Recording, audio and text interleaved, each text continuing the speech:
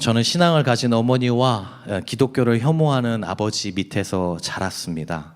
집안에는 이로 인해서 갈등이 늘 존재했죠. 그 정점에 달했던 때가 제가 잘 다니던 학교를 그만두고 신학교를 가게 되었던 때였습니다. 평범한 교사가 될 줄 알았던 아들이 어느 날 갑자기 신학교를 가겠다고 한 것이죠. 그 결과로 집에서 쫓겨나게 되었고 혼자 살게 되었습니다. 신학교 앞에서 자취를 하게 됐는데요. 돈이 없었으니까 가지고 있던 돈으로 등록금이나 생활비를 감당하는 건 어림없었습니다. 그래서 돈이 없어서 점심을 굶기도 하고 방세가 그때 10만 원이 없어서 안절부절하게 되는 시절도 있었습니다. 학교 다니는 동안 틈틈이 일을 하고 방학 동안에는 교회에서 다행히 지낼 수 있도록 배려를 해주셨습니다. 제가 당시 다니던 교회에서 배려를 해주셔서 방학 동안엔 교회에 머물면서 편의점 야간 알바를 시작하게 됐습니다. 야간 알바를 시작하게 됐던 이유는 당시 야간 알바 시급이 300원 더 높았기 때문에 제가 야간 알바를 시작하게 됐었습니다. 일정은 밤 10시까지 출근해서 다음날 오전 8시까지 일하는 스케줄이었습니다. 때에 따라 사장님이 늦게 나오시면 9시까지 일하기도 했던 것 같습니다.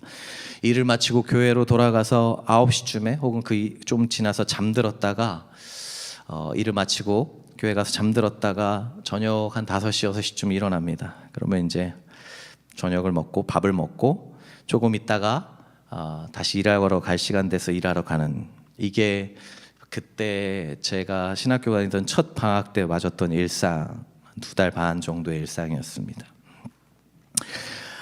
돌아보면 누군가를 만날 시간도 또 돈도 또 마음의 여유도 없었던 시간이었습니다.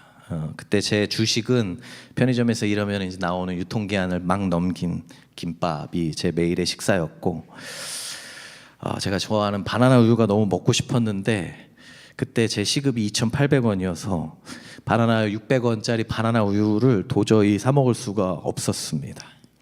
제가 그때 너무 갖고 싶었던 것이 하나가 있었고 먹고 싶었던 게 바나나 우유였는데 바나나 우유를 먹을 수 없었고, 또 계산대 옆에는 잡지를 진열한 진열대가 있었는데 제가 당시에 너무 보고 싶어 했던 뉴턴이라는 과학 잡지가 있었는데 그 잡지가 비닐에 씌워져 있었어요. 그래서 볼 수 없었습니다.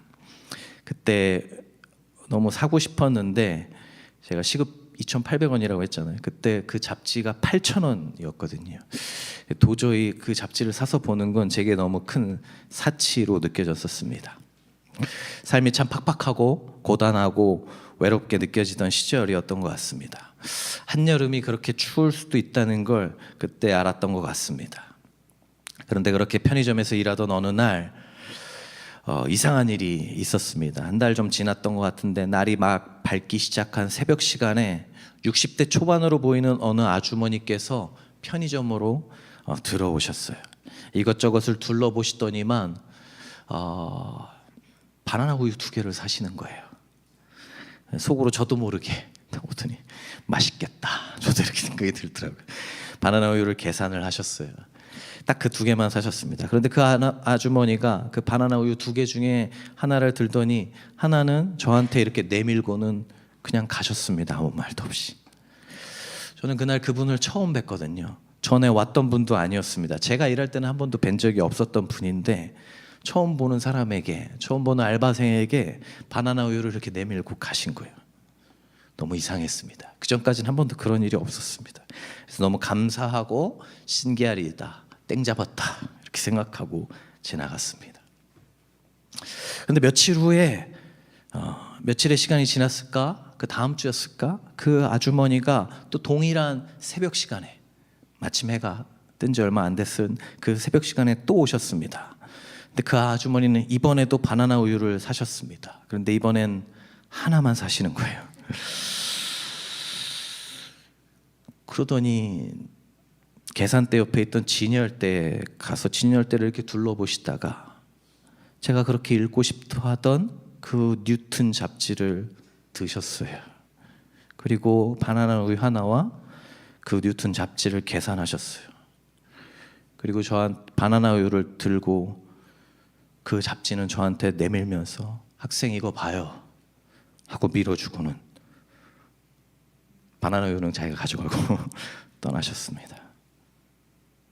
잠시 제가 좀 어안이 벙벙해서 멈칫하다가 빨리 편의점 밖으로 따라 나갔습니다.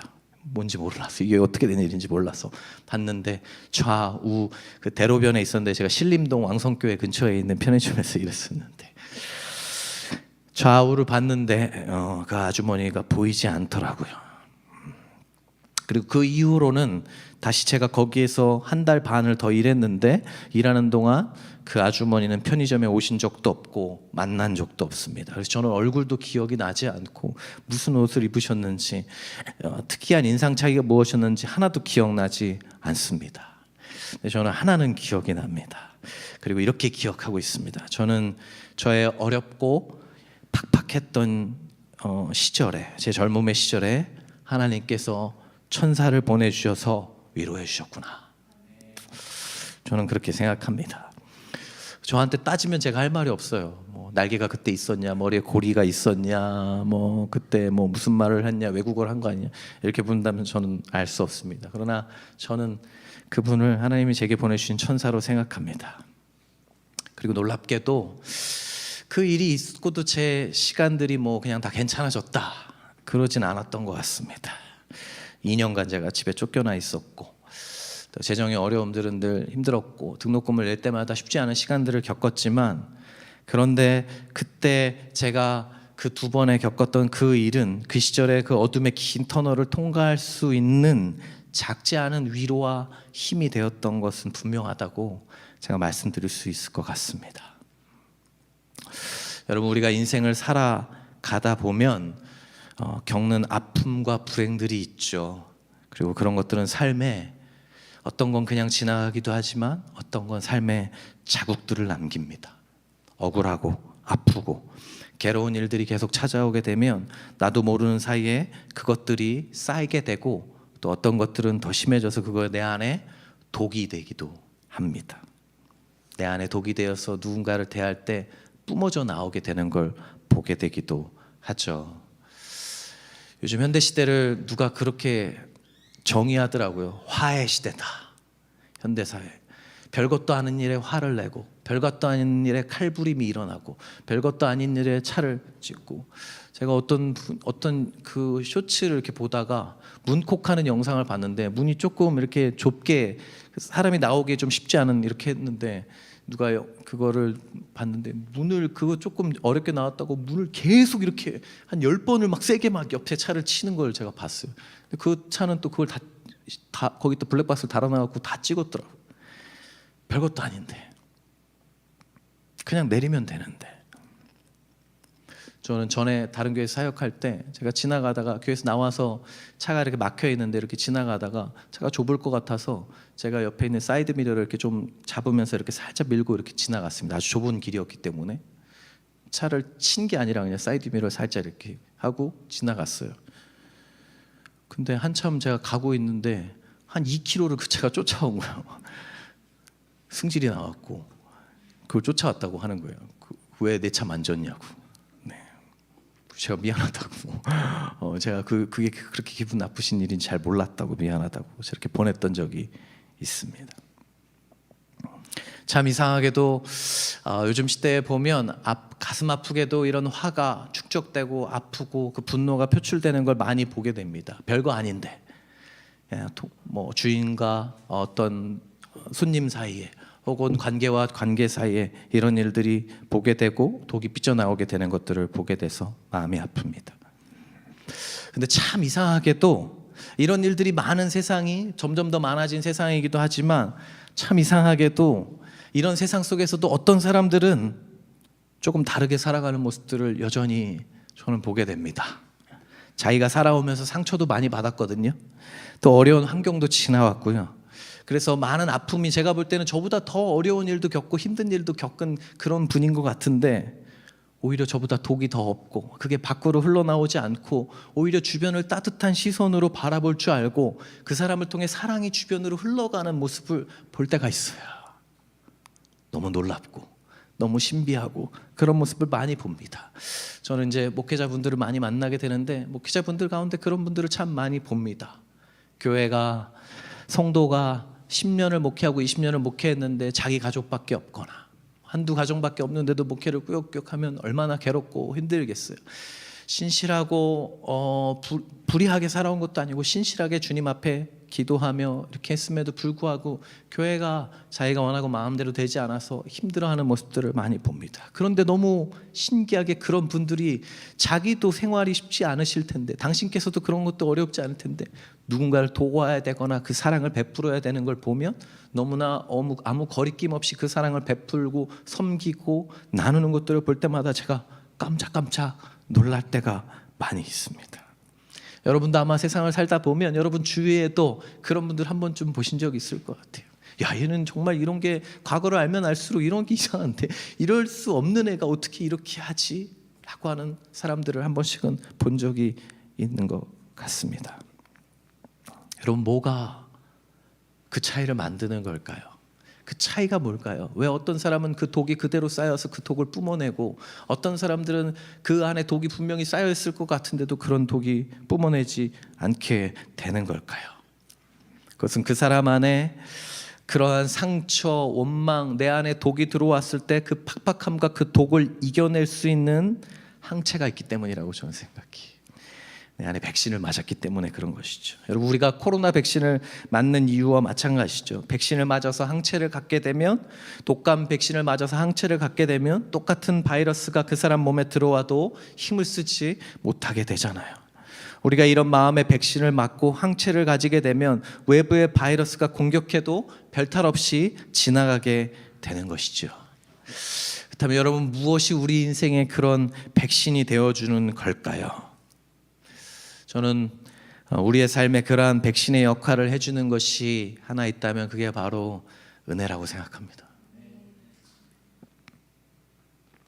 우리 모두가 다 제가 경험한 것처럼 그런 천사를 만나는 건 아니겠지만 누군가가 우리 인생에 베풀어준 은혜가 또 우리 인생의 어느 순간에 존재해 주었던 어떤 사람이 나의 옆에 있었던 나의 슬픔과 아픔의 시절을 지켜줬던 누군가 때문에 그런 삶으로 인해서 우리의 삶에 백신의 역할을 해주기도 합니다. 그리고 그러한 은혜라는 백신으로 말미암아 고된 삶 속에서 우리가 마음에 독이 스며드는 것을 막아주는 항체를 얻게 되는 것 같습니다.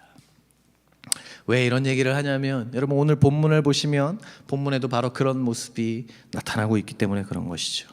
본문에 나오는 다윗에게도 자신의 삶에 그런 백신의 역할을 해주었던 사람이 있어요. 그 사람이 누굴까요? 그 사람은 바로 요나단이었습니다.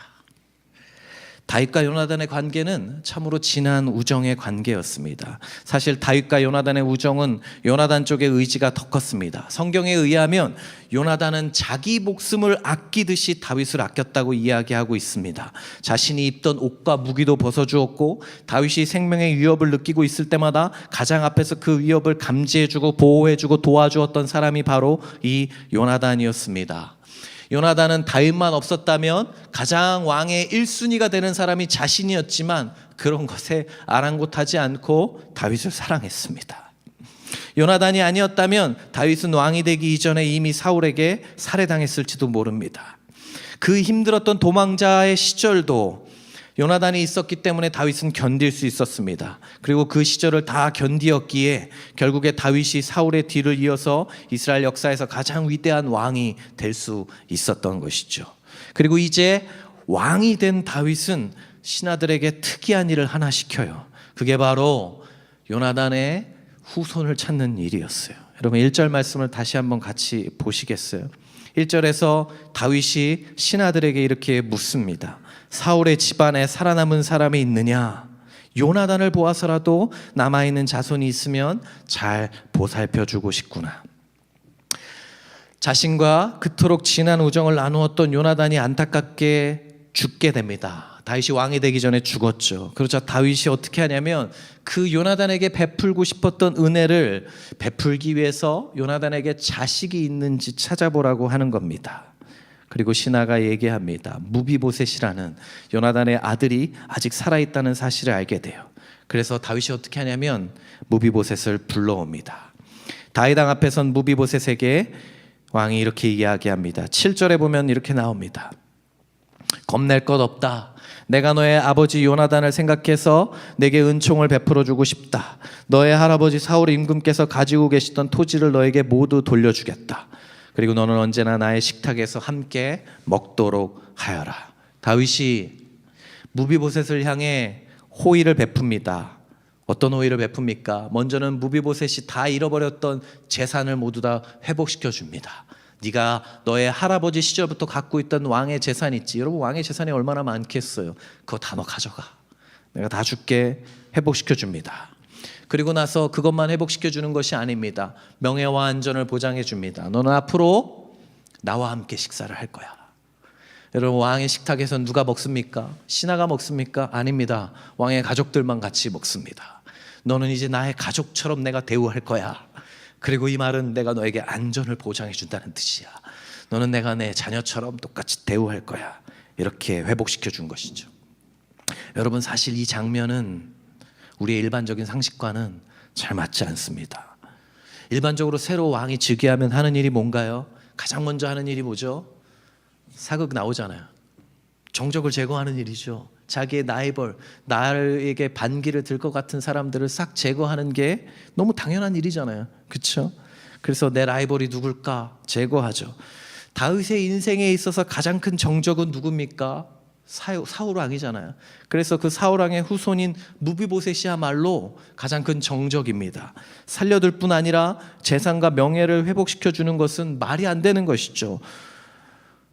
사울이 누굽니까, 여러분? 사울 때문에 다윗은 10년 동안 도망자 생활을 했던 사람이에요.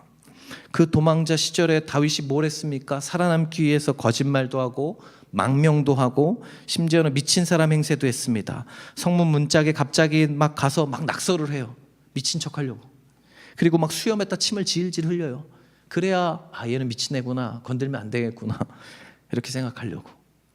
그런 행동까지 했었습니다. 왜요? 왜 이렇게 한 겁니까? 사울 때문에 그렇게 했던 것이죠.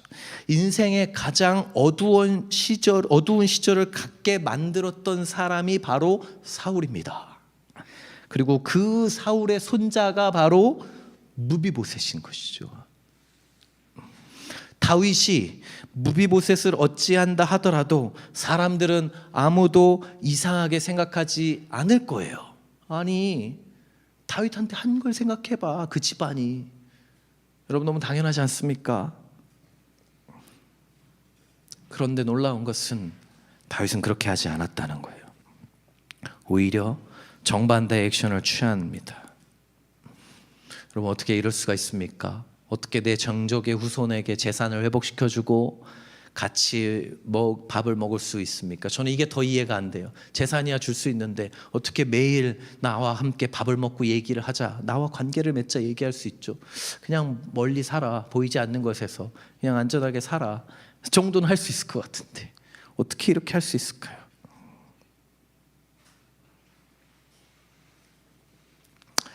이렇게 다윗이 할 수 있었던 이유에 대해서 다윗은 그 이유를 1절과 7절에서 본인이 직접 자기의 입으로 말해줍니다. 1절에서 뭐라고 얘기하냐면 이렇게 얘기합니다. 우리가 다 읽었지만 다시 한번 제가 읽겠습니다. 사울의 집안에 살아남은 사람이 있느냐? 그 다음에 뭐라고 얘기하죠? 요나단을 보아서라도 남아있는 자손이 있으면 잘 보살펴주고 싶구나. 그리고 7절에도 동일하게 이렇게 얘기합니다. 내가 너의 아버지 요나단을 생각해서 내게 은총을 베풀어 주고 싶다. 사랑하는 여러분, 다윗은 무비보셋을 통해서 두 명의 모습을 볼 수 있었습니다.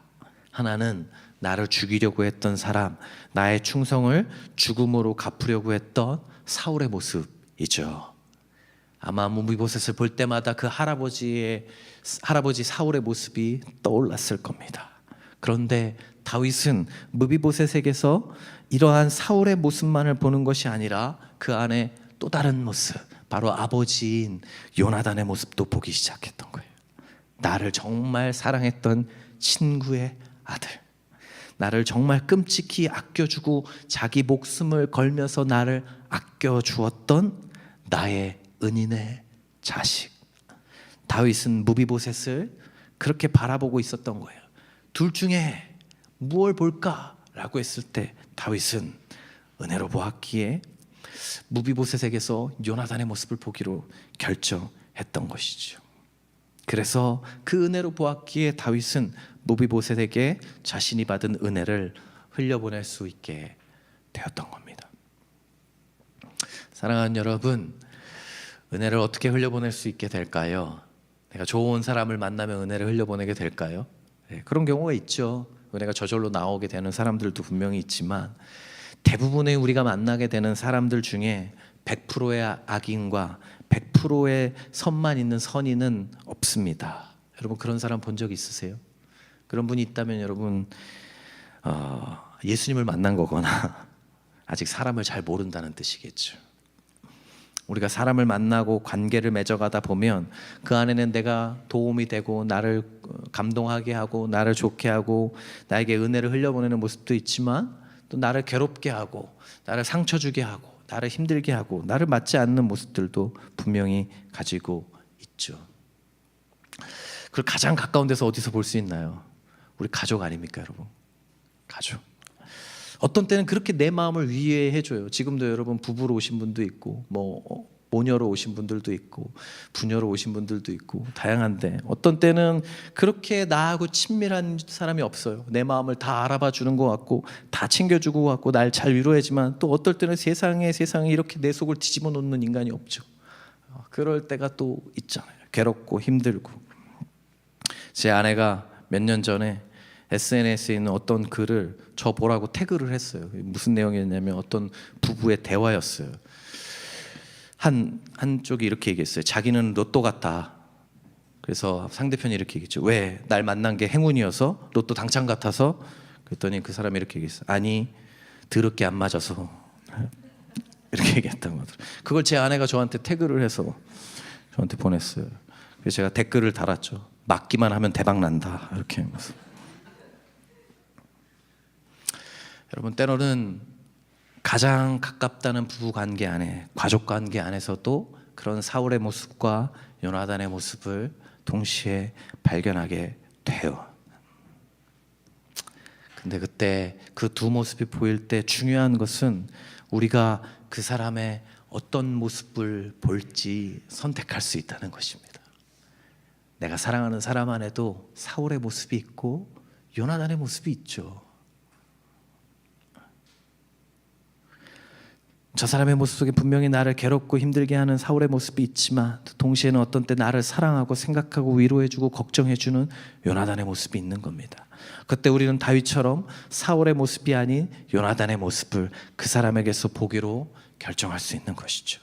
그리고 그 결정이 바로 우리의 인생에서 항체를 길러주는 백신 역할을 하게 되는 거라고 저는 믿습니다. 이런 말씀을 드리면 어떤 분들이 이렇게 생각하실지 모르겠어요.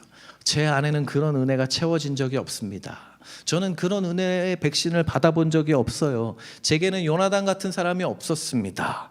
그렇게 말씀하실지 모르겠어요. 네, 아니요. 그렇지 않습니다. 우리에게도 요나단과 같은 친구가 있었어요. 그분이 바로 예수님이십니다. 예수님은 외롭고 마음 아픈 우리들에게 이렇게 말씀하셨어요. 여러분 요한복음 15장 15절에서 예수님이 뭐라고 말씀하셨느냐면 이렇게 말씀하셨어요. 이제부터는 내가 너희를 종이라고 부르지 않겠다. 종은 그의 주인이 무엇을 하는지 알지 못한다. 나는 너희를 친구라고 불렀다. 내가 아버지에게서 들은 모든 것을 너희에게 알려주었기 때문이다. 예수님이 먼저 우리에게 다가와서 뭐라고 얘기하냐면 나는 너희를 친구라고 부를 거야. 너희는 내 친구야 라고 말씀하신 거죠. 그분은 요나단이 다윗을 위해서 했던 것 이상으로 그 친구를 사랑하셨어요. 사실 요나단은 하지 못했던 일까지도 그분은 우리를 위해서 기꺼이 하셨죠. 그것은 바로 자신의 목숨까지도 그 친구인 우리를 위하여 아낌없이 내어주신 일입니다. 그래서 요한복음 15장 13절에서는 이렇게 얘기합니다. 사람이 자기 친구를 위하여 자기 목숨을 내놓는 것보다 더 큰 사랑은 없다. 누가 하신 것이죠? 예수님이 그분의 친구인 우리를 위하여 하신 일이죠.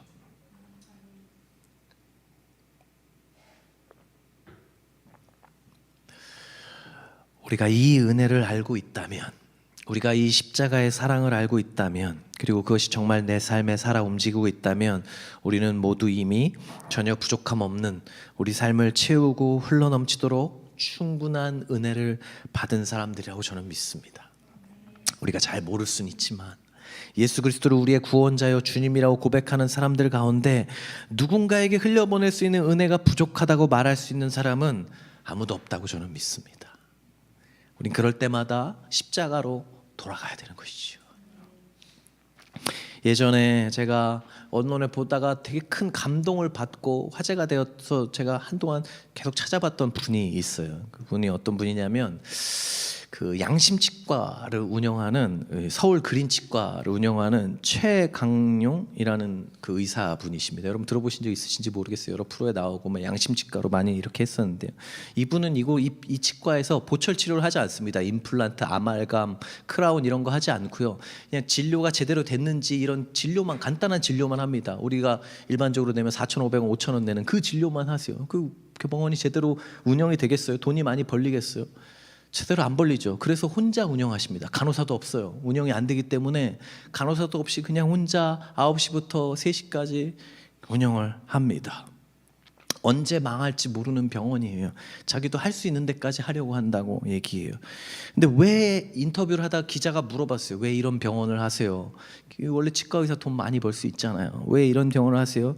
근데 이분이 크게 두 가지를 얘기하시더라고요. 하나는, 첫 번째는 뭐였냐면 이게 옳은 일이기 때문에, 자기 양심에 이게 옳은 일이기 때문에 자기는 이 진료를 한다. 이게 맞는 건지, 이거 과잉 진료입니다, 이거 아닙니다, 이렇게까지 안 하셔도 됩니다, 이렇게 하면 됩니다, 이 얘기를 하는 게 옳은 일이기 때문에 자기는 이렇게 해야 된다는 거예요.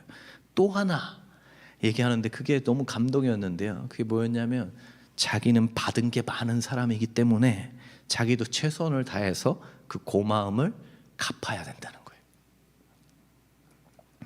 그래서 아니, 이 사람이 얼마나 많은 사랑과 은혜를 입었길래 이렇게까지 할까. 그래서 제가 너무 궁금해서, 그 인터뷰는 많이 안 나오더라고요. 그래서 찾아봤어요. 제가 막 샅샅이 뭐 아침마당에 나온 것까지 몇 년 전에 인터뷰 막 그 내용까지 다 찾아가지고 하나하나 눌러가면서 다 보고 찾아봤더니 알게 됐어요. 이분이 뭘 얘기하는지. 이분이 가난해서, 어린 시절에 굉장히 가난하셨대요. 중고등학생 시절에. 가난해서 하루의 식사를 라면으로 두 끼를 때웠대요. 그리고 그냥 두 끼만 먹은 거죠. 근데 라면 끓일 연료가 없어서 어떻게 했냐면 다리미를 켜가지고 다리미 위에다가 라면 그 냄비를 얹고 20분 동안 끓여가지고 라면을 끓여 먹을 정도로 집이 가난했대요. 학교에서 점심시간에 도시락이 없어서 수돗물 마시고 이렇게 학교를 다녔대요. 근데 그런 학교도 중학교가 마지막이었대요. 형편이 어려워서 중학교도 겨우 졸업하고 고등학교는 못 가게 된 거예요. 그래서 고등학교는 검정고시로 치르고 집에서 살 형편이 안 되니까 어머니가 아는 아주머니 댁에 얹혀 살게 됐대요. 그러면서 고등학교 시절에 신문 배달하고 중국 음식 배달하면서 생활을 했대요. 검정고시를 치른 거죠. 그래서 이제 학비가 없어서, 대학은 너무 가고 싶은데 학비가 없어서 국립대를 가야 된 거예요. 근데 서울에 살다 보니까 서울에 있는 국립대인 서울대를 갈 수밖에 없었다는 거예요. 제가 이거 보면서 이게 무슨 막말인가 장난하나 지금 싶더라고요. 더 어이가 없는 건 그 다음이었어요. 그럼 도대체 뭘 갚아야 된다는 거냐 했는데, 자기가 받은 고마움을 돌려주어야 한다는데 뭐가 고맙다는 거냐 하는데, 이분이 이렇게 얘기하는 거예요. 그분이 서울대를 가셨잖아요. 서울대에서 자신이 좋은 시설과 싼 등록금으로 이렇게 공부할 수 있었던 이유가 국민의 세금 때문이 아니냐. 그렇기 때문에 자기는 국민들에게 감사하고 국민들에게 자기가 갚아야 한다고 생각한다는 거예요. 저는 무슨 대통령 당선 수락연설 보는 줄 알았어요. 여러분, 이게 그 사람이 자신을 찾아오는 그 환자들에게 은혜를 베풀 이유가 됩니까? 이게 이유가 돼요? 저는 도저히 이게 다가 아닌 것 같은 거예요. 그래서 더 찾아봤어요. 그래서 좀 더 찾아보니까 그 얹혀 살았던 그 아주머니가 신앙이 아주 좋은 집사님이셨대요. 그래서 그분 손에 이끌려서 처음으로 교회에 가게 되었대요. 그분 표현에 의하면 이 그 최강령 이 의사분의 표현에 의하면 자기는 일상이 늘 전쟁터 같았대요. 그런데 그 전쟁터 같은 일상을 보내다가 주일에 교회에 가면 마음이 너무 편안해졌다고 해요. 뭐 없이 그냥 간 거예요. 그 마음이 편안해지는 그 느낌 때문에 그렇게 교회에 예배 드리면서 행복해하는 모습을 보면서 야, 저 사람들은 참 행복해 보인다 이렇게 생각이 들어서 열심히 신앙생활 하려고 교회를 다니다가 예수님을 만나게 된 거죠. 이분이 지금은 서울에 있는 충신교회 집사님이십니다. 제가 이 기사들을 다 보고 찾아보면서 이분의 인생에 있어서 이 은혜의 백신의 역할을 했던 것이 뭘까 이렇게 생각해 보면서 제 나름대로 세 가지라고 추측해 봤어요. 첫 번째는 자신을 받아주었던 그 아주머니 집사님.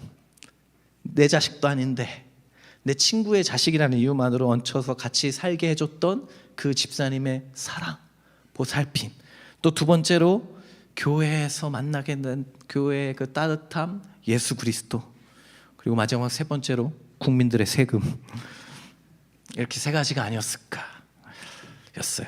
근데 만약에 첫 번째, 두 번째는 본인이 그렇게 얘기하신 게 아니고 제가 추측하는 거거든요. 본인이 그렇게 직접적으로 얘기하지 않은 건데, 만약에 제가 틀렸다면, 그 첫 번째, 두 번째가 아니라면 방송에서 그분이 얘기하신 대로만 받아들인다면, 여러분 그분이 누군가에게 은혜를 흘려보내야 될 어떤 이유가 있겠어요? 야, 이거 내가 나 다 써서 먹다 죽어도 할 말 없지 뭐. 내가 어려운 시절에 내가 열심히 공부하고 내가 알바해가지고 내가 일해가지고 여기까지 온 건데 누가 나한테 뭐라고 하겠어.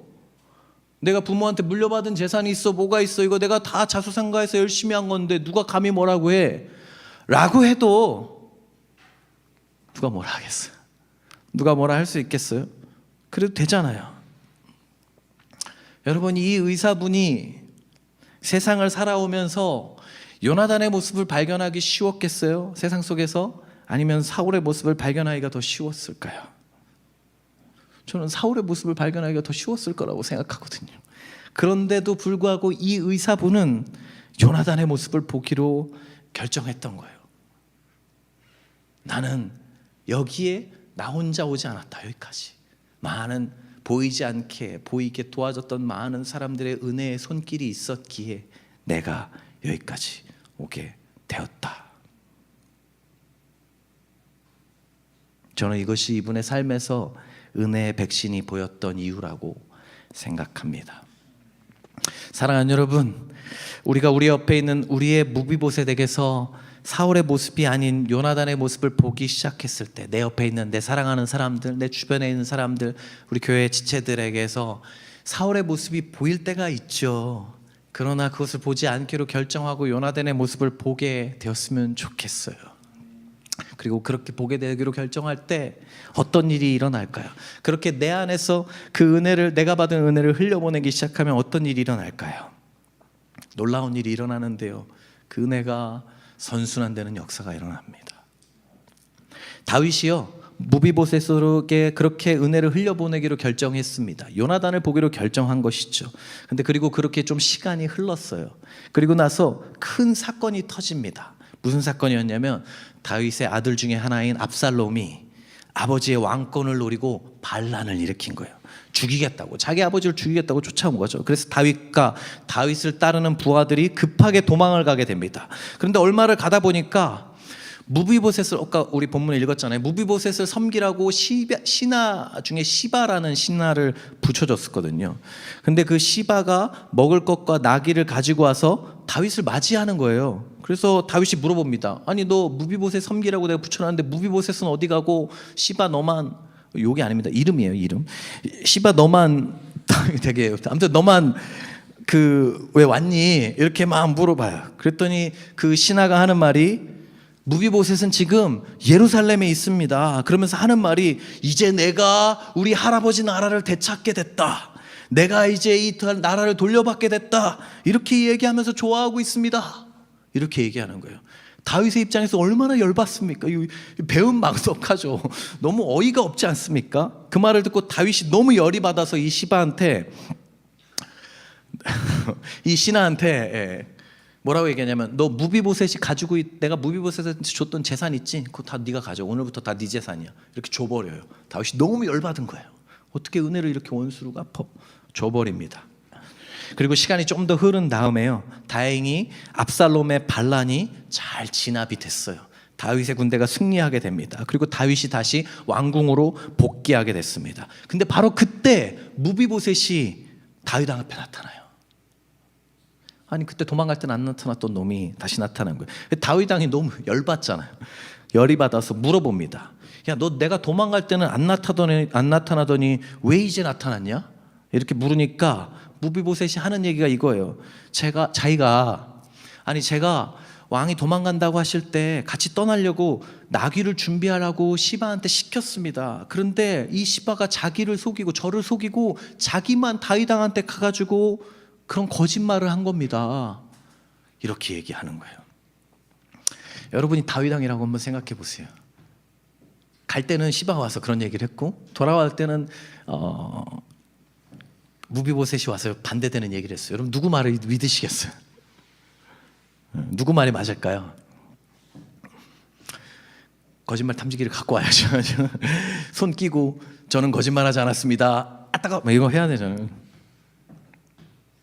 근데 제가 이 문맥으로 볼 때는 무비보셋의 말이 맞는 것 같아요. 많은 신학자들도 그쪽 편을 많이 듭니다. 왜냐하면 성경에 보면 다윗 왕이 반란을 피해서 도망친 날부터 돌아올 때까지 뭐라고 설명하고 있냐면, 반란을 피해서 도망가기 시작한 바로 그날부터 돌아올 때까지, 다윗 왕이 돌아올 때까지 무비보셋이 발도 씻지 않고 수염도 깎지 않았다고 적어놓고 있거든요. 그리고 옷도 빨아입지 않았다고 이야기합니다. 근데 여러분, 이 수염이나 이런 거는 하루아침에 기를 수 있는 게 아니잖아요. 딱 알잖아요. 다윗 왕이시여, 제가 왕이 돌아간 그때부터 지금까지 수염을 깎지 않았습니다 하는데 깨끗해, 저처럼. 그럼 그 거짓말이 바로 티나잖아요. 근데 수염을 깎지 않았다는 건 그 기간만큼 보이니까 너무 잘 알 수 있죠.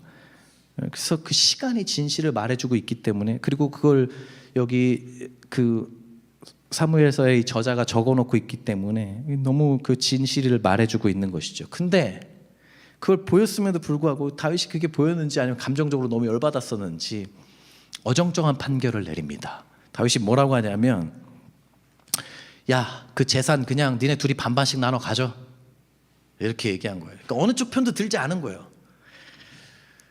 만약에 한번 생각해 보세요. 여러분, 무비보셋이라면 너무 억울하지 않겠어요? 자기는 배신한 적이 없어요, 다윗 왕을. 근데 무비보셋은 절름발이었단 말이에요. 잘 걸을 수 없어요. 그래서 나귀를 준비해 달라고 했는데 그걸 다 시바가 이렇게 가져가고, 자기 신하도 자기를 배신하고, 자기가 충성을 맹세하고 다짐했던, 자기의 그 은혜를 주었던 다윗도 내 마음을 몰라줘. 너무 괴롭지 않습니까? 그리고 심지어 재산도 반이 날아가게 됐어요. 너무 억울하고 서운하고, 이런 결정, 내 진실을 믿어주지 못하는 거에 너무 괴롭죠. 여러분, 어떻게 하시겠어요? 다 필요 없다 이러지 않겠어요? 근데 놀라운 것은 무비보셋의 반응이에요. 다윗이 그렇게 얘기했는데, 다윗이 그런 결정을 내렸는데, 사무엘하 19장 30절에서 무비보셋이 다윗에게 이렇게 말합니다. 한번 보여주시겠어요? 이렇게 이야기합니다. 높으신 임금님께서 안전하게 왕궁으로 돌아오시게 되었는데, 이제 그는 시바입니다. 시바가 그 밭을 다 차지한들 어떻습니까? 라고 얘기해요. 그냥 걔가 그 밭 다 가지라고 하세요, 왕이시여. 임금님이 무사하게 돌아오시게 되었는데 저한테 그게 뭐가 중요합니까? 제가 받은 은혜가 얼만큼인데 그 밭 따위를 제가 임금님이 돌아오신 것과 바꿀 수 있겠습니까? 그거 다 줘버리세요. 저 필요 없습니다 라고 고백하고 있는 거예요. 어떤 일이 일어난 겁니까, 여러분? 이 시간은 이게 짧은 시간이 아닙니다. 한 달, 두 달, 1년 사이에 일어났던 일이 아니죠. 훨씬 더 많은 시간이 걸쳐서 일어났던 거예요. 그런데 어떤 일이 일어난 거예요? 다윗 왕이 요나단에게서 은혜를 보고, 그 은혜를 입었기에 그 은혜를 무비보셋에게, 사울 왕이 보이기도 하지만 사울 왕을 보지 않고 무비보셋에게 요나단을 보기로 결정하고 그 은혜를 흘려보내줬어요. 그리고 많은 시간이 흘렸는데 어떤 일이 벌어졌냐면, 무비보셋이 자신이 억울하고 서운한 일들을 보게 되었을 때 다윗 왕에게서 그 서운한 걸 보는 게 아니라 은혜를 본 거예요. 나에게 베풀어줬던 은혜, 나를 선대하고 나를 자신의 식탁에서 같이 먹자고 했던 그 따뜻했던 마음, 나를 위협하거나 나를 정적으로 생각하거나 나를 두려워하거나 라이벌로 생각하고 제거하려고 한 것이 아니라 나를 아버지의 아들처럼 생각해 줬던 그 마음이 있었기에 내가 그때 조금 왕이 날 좀 몰라줘도 내 재산을 절반 다시 가져간다고 해도 개의치 않는 거예요. 그거 중요하지 않아요. 왜냐하면 저는 당신에게 받았던 은혜가 있기 때문이죠 라고 말하는 것이죠. 이게 뭐예요 여러분? 이게 은혜의 놀라운 선순환인 것이죠.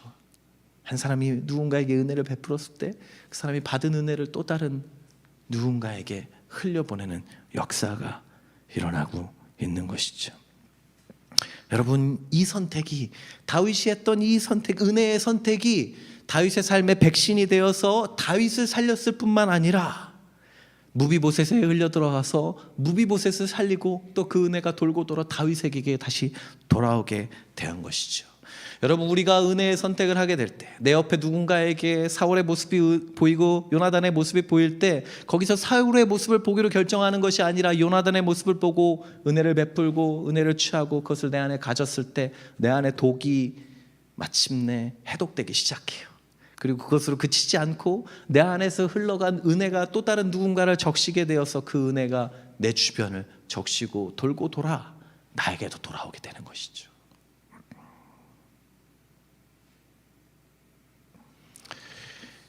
여러분, 제가 아까 책 받았다고 했잖아요. 이게 바로 그 책입니다.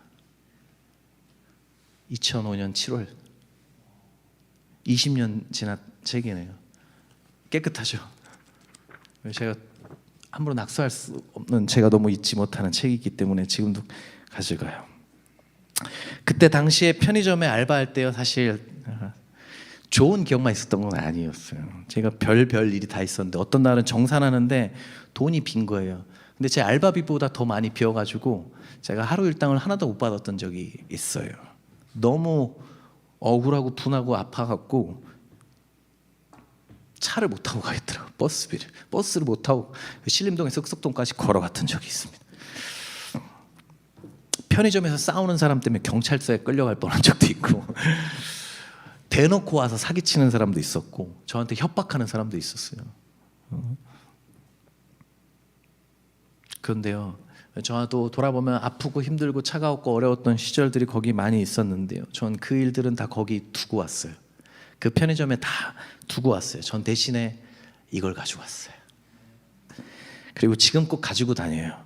결혼할 때도, 심지어 유학 갔을 때도 부모님 댁에 가지고 왔고, 결혼해서도 가져왔고, 이사할 때도 제가 계속 가지고 다녔어요. 지금은 제 사무실에 있습니다. 왜냐하면 이게 제 인생의 백신이기 때문에 그래요. 제가 보이는 곳에 늘 놔둡니다. 왜냐하면 여기서 저는 요나단의 모습이 보이기 때문에 그렇죠. 여러분, 우리가 아는 말 중에 그런 말이 있습니다. 베려고 하면 풀이 아닌 게 없고 품으려고 하면 꽃이 아닌 게 없다. 사랑하는 여러분, 우리 인생 안에도 또 우리의 교회 안에도 이러한 은혜가 끊임없이 흘러들어가길 축복합니다. 얼마 전에 들었던 말 중에 제 마음에 한동안 맴돌았던 말이 있습니다. 누가 하셨던 말인데, 목회자가 성도를 키우지만 성도도 목회자를 키운다. 이 말이 되게 마음속에 많이 맴돌더라고요. 제가 저를 다 모르겠지만 제가 저를 아는 모습만 봐도 제가 얼마나 부족하고 또 연약하고 마음에 안 드는 모습이 얼마나 많은데, 여러분들 제가 보지 못하는 모습까지 여러분들 보시니까 얼마나 더 많이 보이겠어요. 제가 이런 거 마음에 안 들고 제 안에 이런 게 있습니다 하면 여러분들 아마 속으로 그렇겠죠. 그것만요? 더 마음에 안 들고 부족한 모습들을 왜 안 보이겠습니까? 그리고 그 모습이 제가 진실을 말씀드리자면 모두 다 사실이에요. 제 안에 왜 부족한 모습이 없겠습니까? 또 그런 모습에 실망하고 상처받으시는 분들께 제가 드릴 수 있는 말씀은 죄송하다는 말씀밖에 없습니다. 제가 잘 마음을 몰라주고 또 잘 챙겨주지 못하고 품지 못하는 것 다 안타깝고 죄송한 마음 뿐이죠. 또 그럼에도 불구하고 제가 지금보다 조금 더 자라갈 수 있도록 제 안에 잘 보이지도 않는 제 안에 있는 요나단을 보면서 참아주시고 품어주시고 기도해 주시는 분들이 있기에, 그런 분들이 여기 계시기에 제가 있을 수 있음을 또 제가 잘 압니다. 그래서 또 다시 한번 깊은 감사를 드립니다. 이 은혜가 내 삶에, 제 삶에, 그리고 여러분의 삶에, 우리 교회 안에 흘러다닐 때 저는 그것이 나를 살리고 교회를 살릴 뿐 아니라 우리 주변을 살리는 놀라운 은혜의 해독제가 될 거라고 믿습니다. 우리 교회는 여전히 연약하고 부족하지만 함께 지어져 갈 때 저는 주님이 보시는 아름다운 교회가 될 거라고 믿습니다. 지금도 기도합니다. 우리 여러분들께도 기도를 부탁드립니다. 우리 교회 안에 은혜가 흘러다니고 은혜로 서로를 세워가는 교회가 되도록 기도해 주시기 부탁드립니다. 여기 계신 모든 분들이 그렇게 되시기 예수님의 이름으로 축복합니다. 우리 같이 자리에 일어나셔서 함께 찬양하면 좋겠습니다.